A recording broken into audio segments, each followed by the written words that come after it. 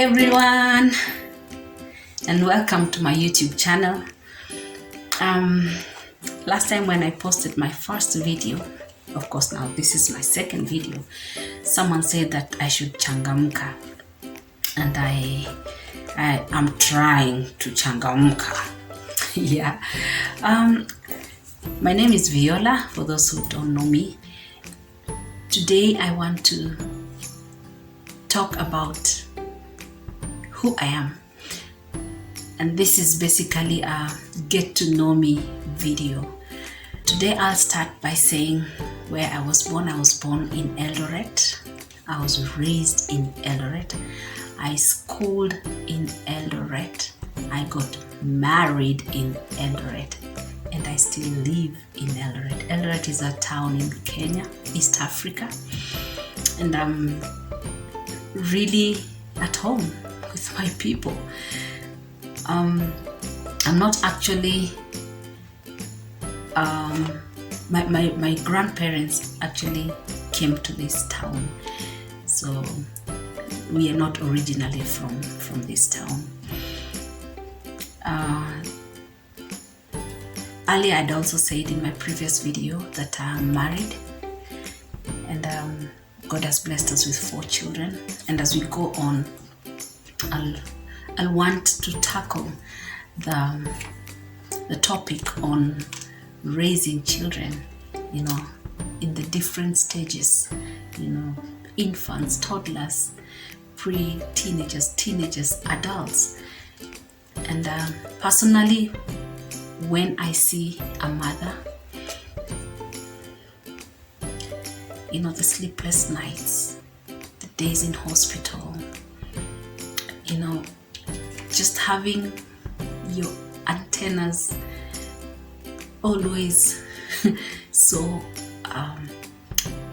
sensitive, and stopping to live your life because of the children. It's interesting and it's beautiful at the same time. Yeah, so I think in future I'd like to talk about it. I work here in Eldoret in one of the local organizations. I have been singing in the choir in church for a very long time, and that means to me it's the essence of my being, because I love to sing. I accepted Christ when I was 12 years old. It was not easy because the denomination that I was born into was not really, it didn't teach about salvation. So when I accepted Christ, I was the first one to accept Christ in my family. So when I accepted Christ as my savior, and I went home and I told my mom, I have Jesus in my heart. And it was another scene in the movies. So basically what I used to do, I would be saved when I'm in school, and when I come home.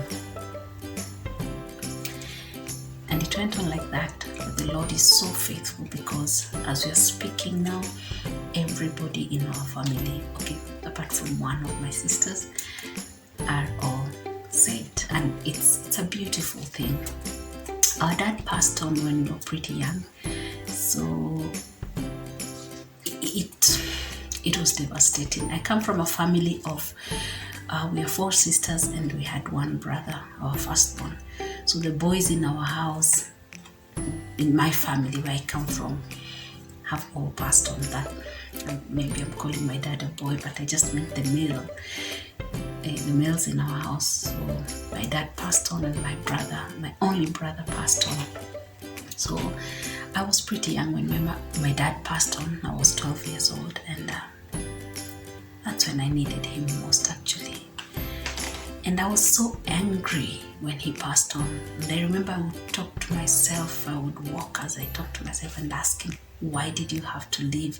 Because my mom was a disciplinarian, so it was quite hard to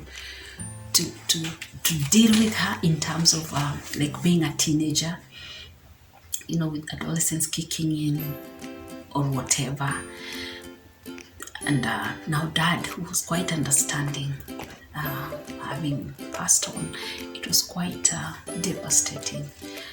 And he was unwell for a while. It was many years ago. And sometimes I wish that he would see us, he would see his children and see how responsible we are, how,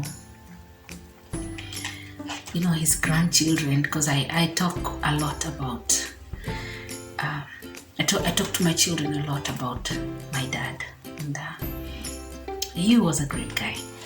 Yeah, I want to talk about the way I am built. I'm an introvert. I'm really shy, and not. I can speak for myself. I can stand up for myself, but I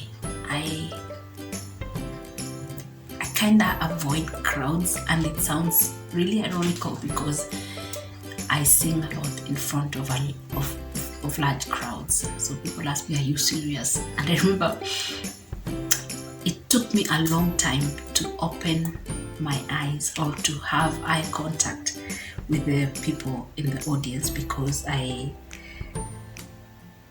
could not just look at them.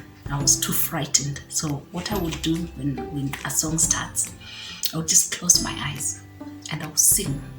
And you see, as you're singing, you're also moving, you know. And sometimes I would find myself